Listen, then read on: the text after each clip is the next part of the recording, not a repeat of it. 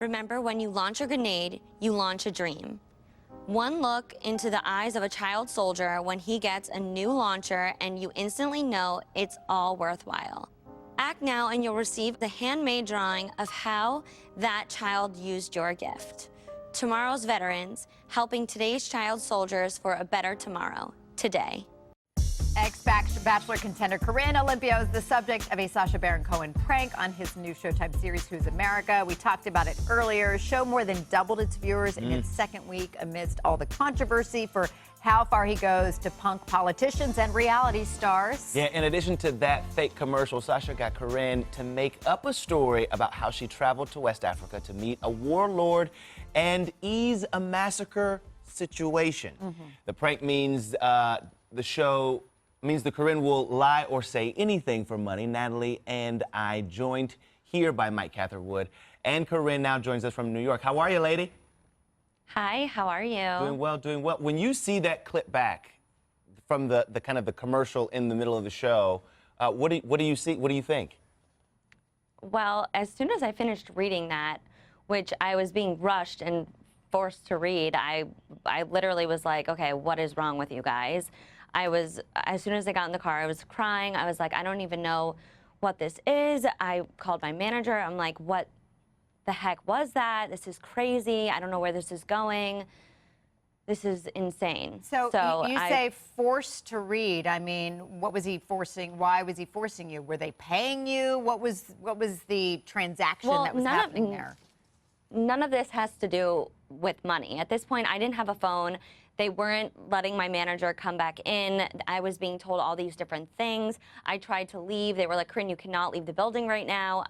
They're like, you're doing great. Just finish, and we'll let you go. We'll get your phone.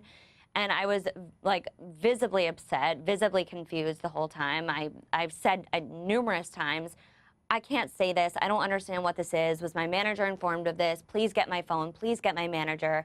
I was not having it. And so did you ever get up and walk out? Yeah. Yes, I did. I tried to walk out, and they were like, Corinne, you cannot be outside this building right now.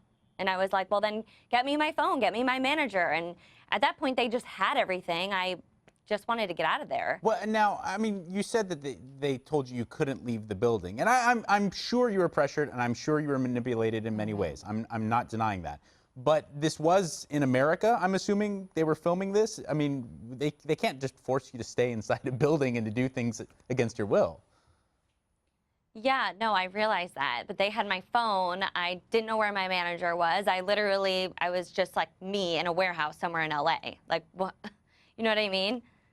Let's play a clip from the interview here. Here's Sacha's character asking you, Corinne, to discuss this fictitious time that you spent in Sierra Leone with the Ebola virus, or the Ebola crisis happening.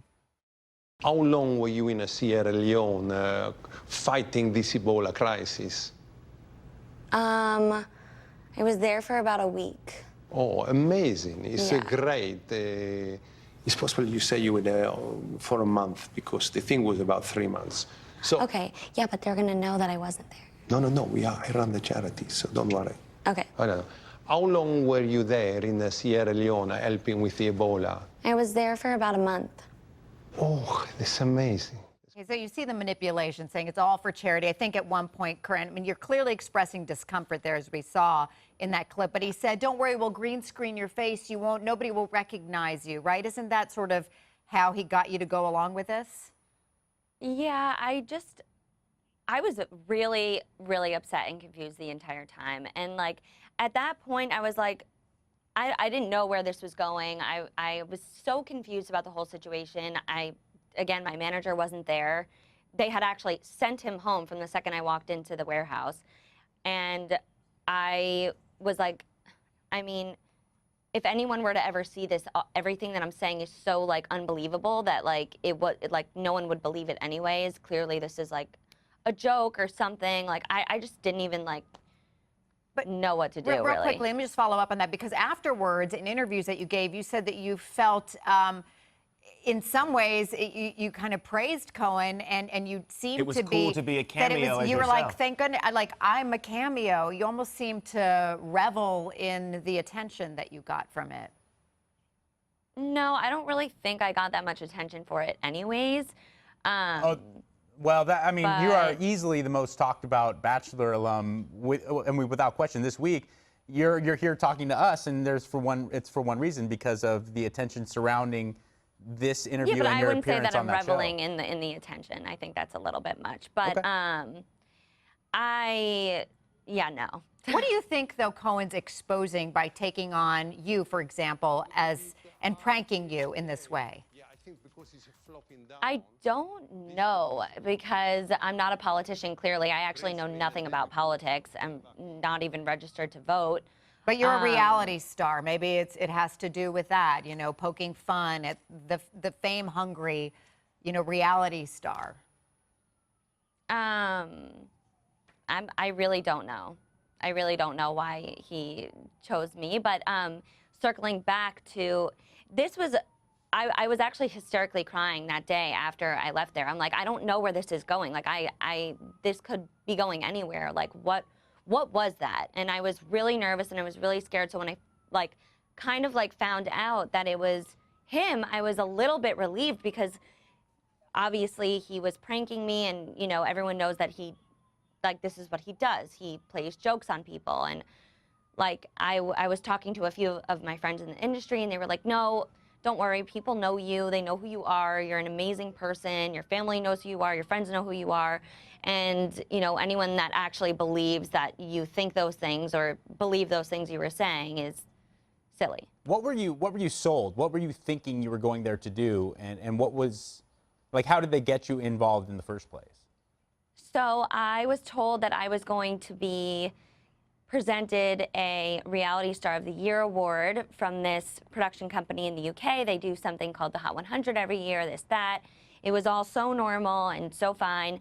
I did my pre-interviews on the phone, like normal. I mean, they know what they're doing. This is like the photo shoot, you in a hazmat suit, like you were Yeah. there helping with the Ebola crisis. Tell me. In a bikini, though. Yeah, and I mean, full I was glam. I kept asking, I'm like, I don't understand what I'm doing. Like, what is this for? Like, I still didn't even know at that point that he was what we were talking about, what we were doing. Nothing. No, I had no idea. And so he kept telling me to pull down the zipper, and I'm like, no, I'm comfortable. Like, he's like, why? You're so sexy. Pull it down. I feel like that's harassment. Do you not feel like that's harassment? I was uncomfortable. I was really uncomfortable. Have you talked to Sacha since? How did you find out that this was going to No. be? No? I didn't. So when I would tell the story to some of the people I spoke to, they were like, Corinne, this was clearly a joke. And I was crying. I was like, no, it was real. I don't know where this is going. This is awful. People are going to think this and that. It's so terrible. And I was freaking out. And I finally was reassured by a few people that he was doing this, and it is going to be that. And I was like, all right. So Corinne, now what would you say to him? Like, if you could talk to him now, what would you want to say to him? To Sacha?